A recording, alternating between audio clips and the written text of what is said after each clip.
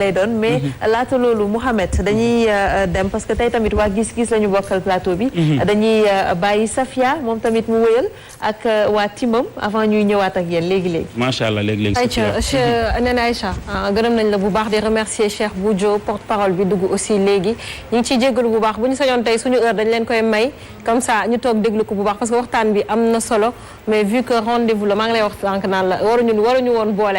ak ñoom parce que waxtaan bi dañuy bëgg ñu tamit di si jàng lu bëri mais yàlla baax na xam naa bu ñu paree suñu cofee gis-gis rek dañuy dawaat daal di koy dégluwaat ñoom tamit ñu wax ñu parce que waxtaan bi am na solo bu baax papa ñu bàyyi la kàddu gi waaw li nga ma joxoon lii la ma Sofia indil tey mu ne relation jeune et ancien mu ne maanaam ab diggante ci ndaw ñi tey toll ci jamono jii ak ñoom démb ña mooy ñun ñi nga xam ne ñam nanu ci yarub démb ba am na lu nu fekkee sunuy maam yar nu nee na la modernité mooy fi jamono tollu tey ak ni jamono nekkee moom la ñuy wax modernité nga xam ne lawoon démb du lool tey li am tey moderne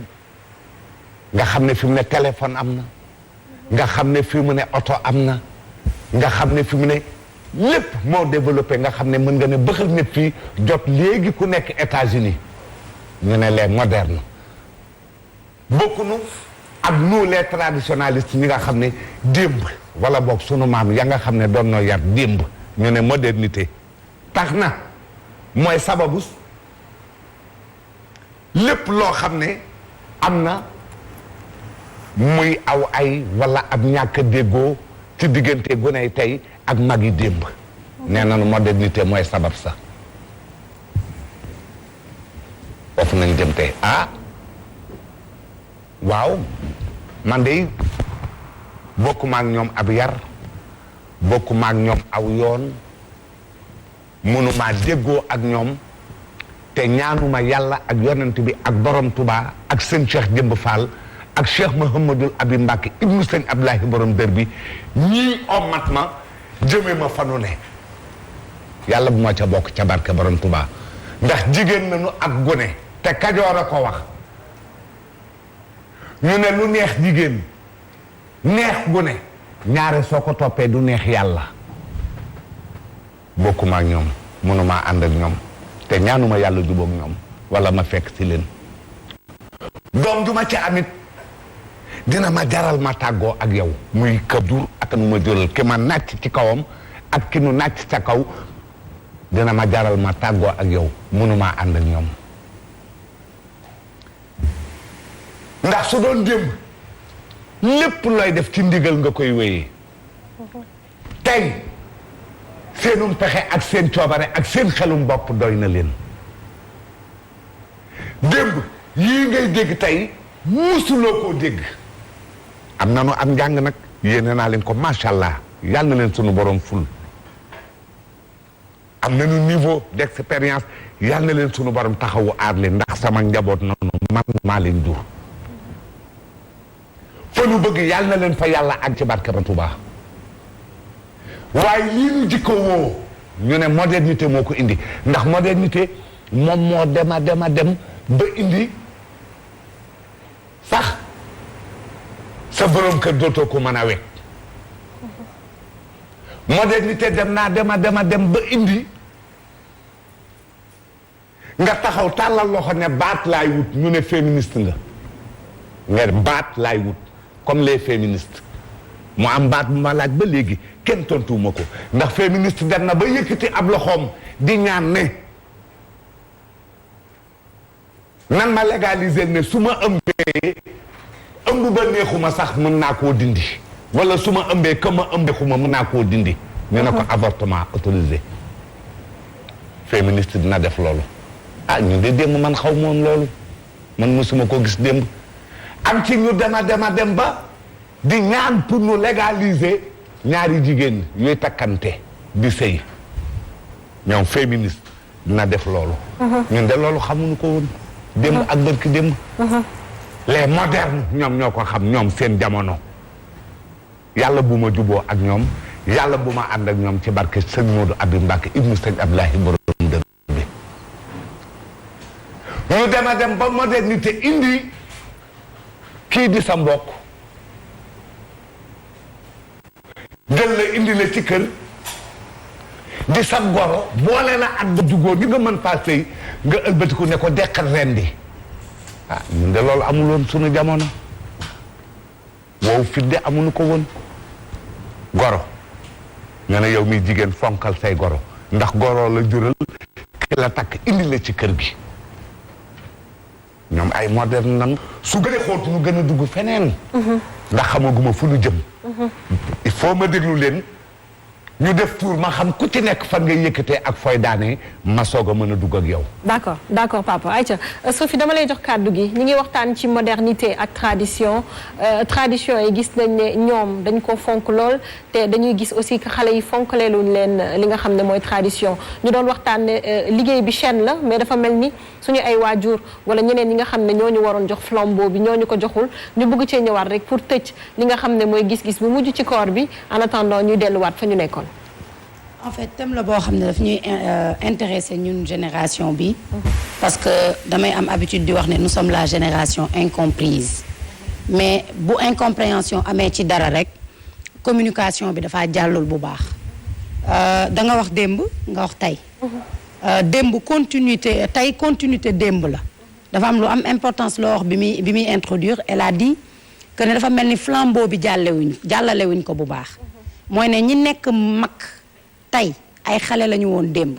ñu téye leen ni ñu leen waroon téye ba ñu doon mag yi ñu doon tey di juger xale tey donc est-ce que ñoom jàllale nañu information yi war yar bi war teggin bi war ci ñun di nga am ci mag booy dal mu ne la yéen seen génération tey doo leen déglu du loolu su ma la joxee continuité tout à l'heure bi ñuy introduire dañoo tudd lu am importance ne la tey ci modernité ngay gis ay avion di gis ay oto ak yeneen te pourtant mag yi ñu ngi koy utiliser mag yi démb xamuñu woon avion mais ku leen jox billet tey ñu yéeg ci loolu moom mooy àdduna xale yi tey am na ñoo xam ne bu ñu jaaxlee dañuy dellu démb ci biir kër yi dem gisi mag yi ne leen yéen démb nan ngeen doon régler telle ou telle situation xam nga lan la génération tey bi par exemple dul nangu imposer surtout bu fekkee loo xamante je dis de la génération consciente waxuma xale bu ñàkk yar boo xam ne mag da lay jéem a jàllale fenn foo xam ne fii bu la gisee fu lëndëm ne la jaar fi nga ne ko maa bañ te amoo foo ko teg sauf que nag bu lépp baaxoon démb kon tey du am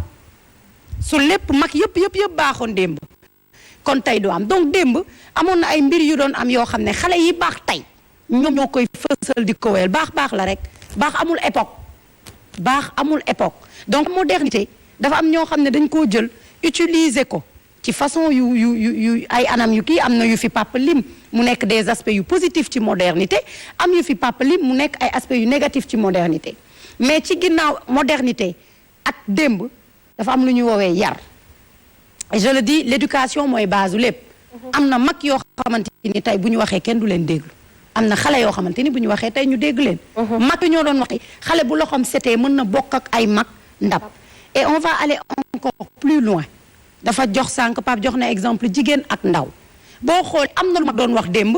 bu diine ñëwee da koy teggi am na xale lu xale di wax tey diine teg ko ñun ñëpp les générations ñu ñëw mooy ci mooy moo xam religion musulmane ou religion chrétienne mooy ne suñu éducation diine dafa ñëw dooleeku si ci kaw loolu cette génération commencé di fippu ci li nga xamante ni démb tey daan na fi am loo xamante ni diine tey sànni na ko ñu ñëw taxaw di jàng di gëstu moo xam-xam la moo xam diine la pour pouvoir vivre je pense que pour pouvoir vivre en communauté il faut du tout mais il faut que ñaari génération yi mën a rencontrer wu il faut que ñaari génération yi mën a di discuter d'où la communication te loolu amoon dem mag yi am na ñu daan taxaw dañ naan la lii mooy am sama kër ñëpp watat dem mais am na magu démb yoo xam ne watat nañ seen njaboot ci lu baaxul kan moo fi osé ne déedéet mais aujourd'hui di nga gis xale bu ne ah papa fii ñu jëm nii de temps dañuy wax ne yadiku la bu ñu fa jëmee ndox du fa am papa ji déglu ko muy ne communication bu avancé te jamono sax léegi dafa imposer la communication aux parents pour lan internet am na tey téléphone am na tey loo xamalul sa doom ci waxtaan mu xamee ji ko ci àll bi moo waral wàllu yaan bi ngeen di gis xam nga wayjur bu ma tee wayjur doom du uti wayjur ci biti tey da ngay gis nga am say waajur di dem di bàyyoo ñeneen di maamoo ñeneen di yaayoon ñeneen parce que kilifa yi nga xam ne dañ laa war a couver am na ñu demee ak yow duñ ko demee ak yow noonu ngay gisee tamit ñu fier fa ñu jóge ak ki ñu doon pourtant plateau bi ni mu yaatoo nii ku ci nekk ci ñu sa maam ca kër ga boo xam ne mën na la xamal démb ku ci ne ci yéen mag yaa ngi bàyyi sa doom kër ga donc il faut du pour faire une génération et surtout la communication c'est ça merci Sophie. Aminata doom moo fi jëlal micro maman Aïcha. voilà di jaajëfal li nga xam ne moom moo fi jotorot mu am solo trop mais au passage mooy nuyu Rouba Sey la grande dame bi nga xam ne gis naa léegi sa message du ba di la jaajëfal Sophie dafa wax lu am solo Safia ñun nag suñu problème ci génération bii nii moom mooy ñun ci suñu jëmi bopp dañuy wër suñu bopp dañuy wër suñu repère on se cherche dañuy xool wër suñu repère aussi. mais loolu est-ce que normal na te ñu am ay parents am ay grands-parents am ay nit yoo xam ne dañu war a sukkandiku ci ñoom. effectivement parce que xam nga ndox lan suñu ouverture moom moo ñu sonal. ubbeeku bi dafa yaatu ñu dem ba laal loo xamante ne est-ce que dinañu jariñ xam nga Safia moo wax la tey problème bi fu mu nekk xëy na foofu dinaa am lu ma abbu Cheikh bu gis nga bañ diggam cosaan bu mu tax ñuy nelaw ba dootuñu dem. bu ñu tax te pourtant ñun ñooy taxaw naan suñu maam moo fi raw. ñun dañu war a dem bu ñu gëmee suñu maam moo fi raw il faut ñu dem jàng ay kayitam. jéem a xool jëfam yi mu daan jëfandikoo ba xëy mën a dem ndax nag ñàkk a xam lëndëm la ci gor kon ñun ñëpp nañu wut dem xam suñu xamee ba noppi ñu jëfe soog di xool cosaan li ñu wante yam ci gëm ndono li kese loolu du tax mën a dem donc lii war a am ba des xam nga moom mooy lan bi Safia am na loo xamante ne du ndono ndax gis nga doon xël bu doon tax a daw lafañ du am te doon tool bu doon tax a bay kon kenn du uti ay tool léegi nag xam nga loo am ba des li koy tax a jóg moo di jéem a wutu suñu ndam damay aaw ba diggam cosaan bu mu tax ñuy nelaw ba dootunu dem loolu sëriñ bu ne imam di imam ratib bu ndànk bind muy wax ju am solo le savoir de la sagesse effectivement suñu gëmee itam suñu maam kaaru jàng ay kayitam jéem a roy jëfam ya mu daa jëfandikoo ba xëy mën a dem dooni xel de bu doon taxa daw ma ni la kon la fañ du fi am doon ni tool taxul mën a béy kaa ñu jéem a wut suñu ndam jërëjëf xam nga jéem a wut suñu ndam boobu loolu moom mooy lan Safia tey éducation dafay évoluer selon contexte àdduna mag ñi il faut que ñu nangul xale yi ñoom dëgg gi ñu xam tey xam ne xale yi suba dañ koy xam te ñoom ñoo doon wax ni mag dina toog ci suuf di seen loo xamante ne xale lay taxaw du ko seen kon nag faaw nga nangul ko léegi nag xam nga moom mooy lan yaru démb Safia mënoon nga ko campé daal di koy tënk parce que gone gi da nga ko daan yar loo ko xamalul du ko xam loo ko waxul du ko xam amul fu muy ënn dem gëstu ji waaye tey nag dafa am loo xamante ne boo yaree sa doom sa biir kër limité sa yar bu génnee dem école wala mu génn dem am banqaas bu ñuy tudd le maillon le nu mu tuddati am na nu ko tubaab tuddee le filet à mailles serrées ñu tuddee ko internet qui nous étouffe et nous empêche de réfléchir kooku daf ñuy xamal loo xamante ne amaana yow tey fi nga toll ak la nga war a xam yaakaar naa ne daf lay devancer yow ndax kat am na loo xamante ne ñoom mag ñi dañ naan am na loo xamante ne jarul nga koy xam léegi boo ca tolloo di nga ko xam mais internet devancer na leen xale bi juddu tey duggee ci internet mën na xam lu bëri ci àdduna foofu laa bëggoon ñëw ak yow effectivement xam nga Senghor daan dafa waxoon enracinement ouverture mu nekk benn suite bu logique c'est-à-dire enraciné wu après nga ubbeeku mais suñu problème mooy ñu ci bëri ci ñun amuñu enracinement boobu c'est-à-dire suñu culture daf ñoo réer ki nga xam ne culture am daf ko réer ouverture daf koy këf c'est-à-dire li nga xam ne ñun waroon nañ koo xam ci suñu culture ñun ñëpp xamuñu ko ñu dem ba internet dugg ci suñu famille yi ñun ñëpp internet bi moom moo nekk li nga xam ne moom moo jiitu suñu ay dund te amaana balaa ngay laal internet di nga am benn âge mais léegi à 7 ans xale yi am nañ ay tablettes et encore avant 7 ans xale yi ñu ngi ak am seen téléphone am seen tablette donc tubaab bi këf nañu bien avant que ñun suñu ay parents di def ci ñun li nga xam ne mooy culture africaine en général. je retourne la faute à certains parents. dañoo jiital ouverture doog a bëgg a indi enracinement. parce que nag dañu jël xale yi daal di leen boyal ci internet bàyyi leen ñu dem ba xam lépp ñu bëgg a dellu si doog leen xamal seen cosaan. alors que nag inverse bi la waroon war a mën a nekk. xam nga ndax lan moom mooy dangay fexe yow wayjur la nga bëgg sa doon ko nga jiitu ci moom. mooy wayjur day jiitu doomam ci lépp ci àdduna. xam nga tey ma indi la benn exemple bu terre à terre te indi coow fan yëpp ci réew mi. su nekkee ñun benn erreur bu am ci benn photo mag boo xamante ne dañuy werante moom la am du moom moo tax ñu bëgg a remettre en question histoire du Sénégal yëpp kon est-ce que ñun ci suñu bopp amul lu ñu réeree biir te ña tax ñu ko mbir est-ce que nekku ñi nga xam ne ñoom ñoo fi jiitu bindoon wallaay waaye nag nañu xam benn affaire mooy ñun dafa am ñoo xamante ne ñoo jiitu woon ci ñun te ñooñu ñoo doon di jàngale te ñun suñuy jàng neew ñu fa woon colonisation ba mu amee école ibbi ñun ñi nga xamante ne moom mooy ñun olof ñun ñi nga xamante ne moom mooy ñun sénégalais amuñu suñu école bopp la ñuy ca école jàmbur dañ koy jéggaani seeni histoire bopp la li ñuy jàngal suñu bopp mu nekk suñu histoire bopp ñu ngi ko waroon jàngee ci suñuy biir kër jamono nag daal di dox mu am lu ñëw proximité lañ daan wax léegi ñuy wax promiscuité foyer yi nga xamante ne moom daan am nga daan gis yaay papa doom bàjjan ndijaay la xamal yenn li nga xamante ne war nga kaa mën a xam ci famille te du ñëpp a koy matal léeg-léeg sa waajur du la ko mën a xamal ndax kenn ku si nekk da nga amoon rôle ci éducation bi tey famille yooyu nag dafa dem ba dafa restreint tout à fait amatul loolu noonu ci biir kër gi waaye nag am na lenn loo xamante ne war nga ko mën a monter beneen bi aussi mooy tey ñi nga xamante ne mooy éducation dafa daan bëri ay nit yu ci am Sophie mi ngi koy laal tey ñi doon dolli éducation nekkoon ay dolliwaan si biir éducation léegi dañ leen a yemale mooy maanaam dëkkandoo yi seen koñ kenn ku si nekk am nga loo daan indil gone gi ci penc mi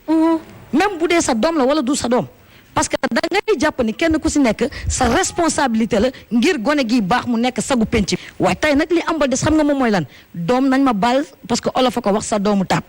am na koo xamante ne sañul yu bëri ci moom parce que dafa yaakaar ni boo ko waxee sama doom sa yoo nekku si sama doom la li muy sol jëndaloo ko wala li muy wax du yow yaa koy jox mu lekk ak yooyu loolu ba moo am léegi dëgg la voilà ayca Prospère ñu tourné ci yow rek yow tamit ñu laaj la sa xalaat ci thème bi am na solo li Aminata ak Sophie wax laataa ñuy jox ñeneen ñi kàddu yi merci beaucoup di profité rek ci occasion bi di ñaanal Cheikh Bou yàlla rafetal dolli ko xel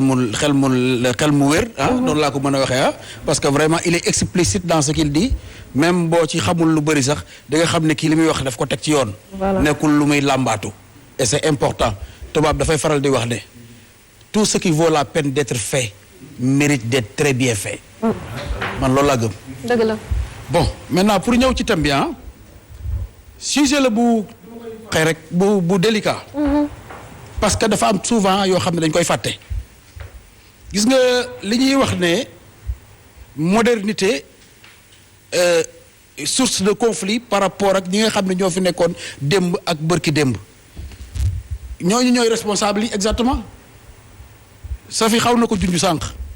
parce que soo seetloo mooy l'influence étrangère maanaam les causes ni ko di tubaab di wax naan les facteurs